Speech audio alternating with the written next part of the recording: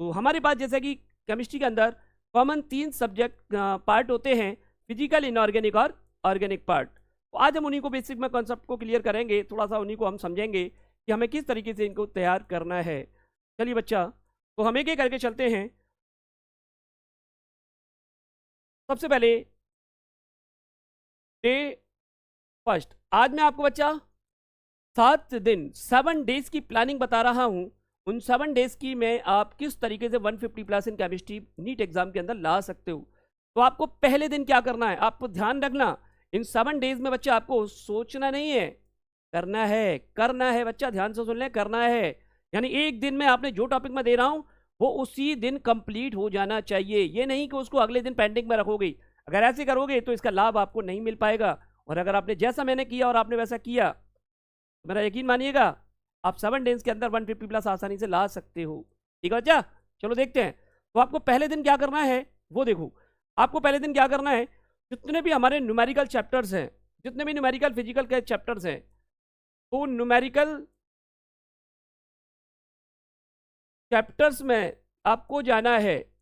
ठीक है बच्चा, न्यूमेरिकल चैप्टर्स के अंदर जाना है और उन न्यूमेरिकल चैप्टर्स में फॉर्मूला सीट तैयार करनी है। कुछ बच्चों ने फॉर्मूला सीट तैयार कर ली होगी, वह उनके लिए बहुत अच्छा है। तो सबसे पहले दिन आपको क्या करना है, 11th क्लास और 12th क्लास के जितने भी न्यूमेरिकल चैप्टर्स हैं, उन सभी चैप्टर्स से न्यूमेरिकल फॉर्मूला लेने हैं और उनकी सीट तैयार करनी है चैप्टर वाइज। जिन बच्चों ने तैयार कर ली है उनके लिए बहुत अच्छा है, उनका टाइम बचेगा। उन सीट के अंदर उनके एक एक कॉन्सेप्ट को तैयार करिएगा। तो पहले दिन आपको क्या करना है, फिजिकल चैप्टर्स के जितने भी है 11th और 12th के अंदर, उन सभी के फॉर्मूला सीट तैयार कीजिए। ठीक है बच्चा, अब आइए सेकंड डे।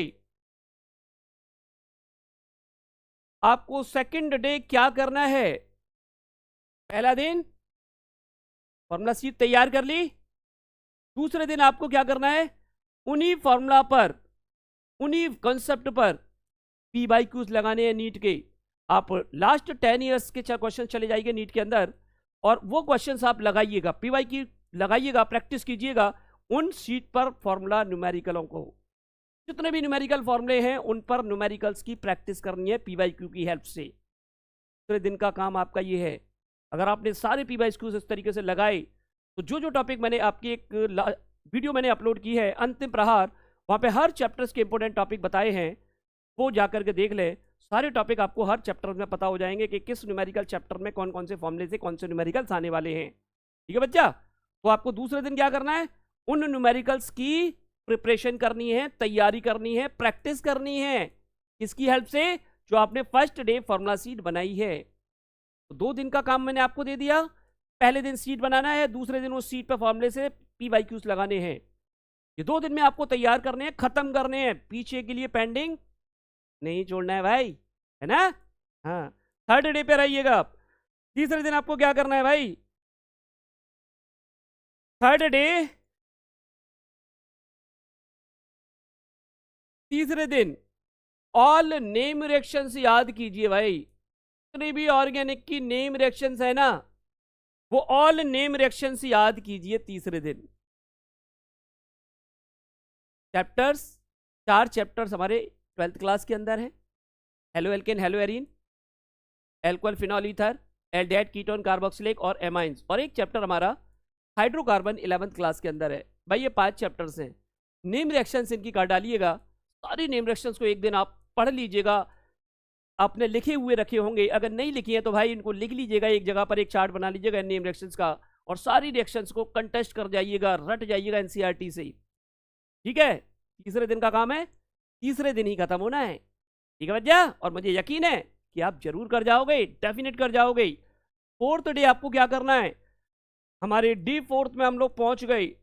चौथे दिन आपको क्या करना है भाई, जो अभी मैंने 5 चैप्टर्स बताए थे, उन 5 चैप्टर्स के कंपाउंड्स होंगे, जैसे कि हेलो एल्केन, हेलो एरीन, या एल्कोहल, फिनॉल, ईथर। इस तरीके से इन कंपाउंड्स की प्रिपरेशन रिएक्शंस और केमिकल रिएक्शंस, ये आपको चौथे दिन तैयार करनी है। चौथे दिन आपको क्या करना है, ये सारी रिएक्शंस को कर जाइएगा NCERT से, कर जाइए। जब आप नेम रिएक्शंस कर लेंगे थर्ड डे, तो चौथे दिन इनको करने में आपको बहुत ज़्यादा हेल्प मिलेगी। ठीक है बच्चा, तो फोर्थ डे में आपको ये काम करना है। इसके बाद जैसे आप इनको कर लोगे, पांचवें दिन क्या करना है, अब आप जिनको तो कर लोगे, पांचवें दिन पी ब्लॉक, डी ब्लॉक और एफ ब्लॉक की जितनी प्रॉपर्टीज है ना, वो पढ़ जाइए एनसीईआरटी से। पीडीएफ ब्लॉक को 5 डे, 5th डेज के अंदर आपको 5वें दिन में आपको पीडीएफ पढ़ना है केवल, और कुछ नहीं करना है, केवल पीडीएफ पढ़ना है। और अगर आपके पास टाइम है तो मैंने जो ऑर्गेनिक का चौथे दिन आपको कंसेप्ट बताया था, उनकी पीवाईक्यू लगा लेना। ठीक है बच्चा, अदरवाइज 5th डे में आपको केवल पीडीएफ के कंसेप्ट को पढ़ना है, प्रॉपर्टीज को पढ़ना है। वो प्रॉपर्टीज आप एनसीईआरटी से पढ़िएगा, सीधे सीधे क्वेश्चंस आते हैं, थ्योरेटिकल क्वेश्चंस आते हैं, उसमें ज्यादा घूमना आपको नहीं है। ठीक है, तो आप 5वें दिन आप ये लोग तैयार कर लीजिएगा। छठे दिन डे 6 केमिकल बॉन्डिंग। अब आपको छठे दिन ये तैयार करना है, कोऑर्डिनेशन कंपाउंड। ओके बच्चा, और केमिकल बॉन्डिंग और कोऑर्डिनेशन कंपाउंड्स, ये आपको दोनों चैप्टर तैयार करने हैं छठे दिन। अगर 6th डे में आपने ये तैयार कर लिए तो कम से कम 6 क्वेश्चन, 5 से 6 क्वेश्चन आपको इन दोनों चैप्टर से मिलेंगे। कर लेना इन्हें। टॉपिक बता चुका हूं, आप मेरी पिछली वीडियो में जाइएगा, पिछली वीडियो अगर आपने देखी हो अंतिम प्रहार, लास्ट चांस, तो वहां पर आपको ये सारे टॉपिक मैंने बता दिए कि इन टॉपिकों में भी क्या क्या पढ़ना है आपको। तो भाई ये 2 चैप्टर्स को ढंग से तैयार कर लेना 6th डे। और 7th डे आप इन सभी टॉपिक से पीवाईक्यू लगाना। सभी टॉपिक जो आपने 6 दिन में तैयार किए हैं, 7वें दिन में उन सभी से पीवाईक्यू लगाना, प्रैक्टिस करना, वो हमारा हो जाएगा 7 डे।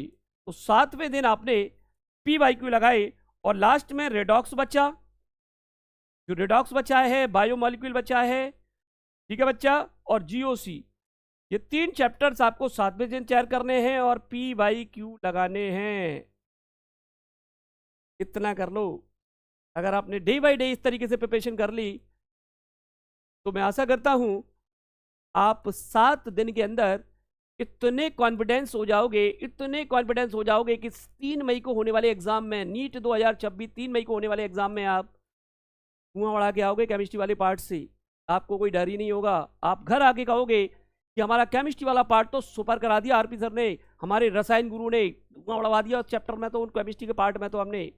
ठीक है बच्चा, तो आई होप आज के पार्ट के अकॉर्डिंग आप तैयारी जरूर करोगे, डे बाई डे आप प्लानिंग बनाओगे, और इन प्लानिंग को आपको 100% ईमानदारी के साथ में फॉलो भी करोगे।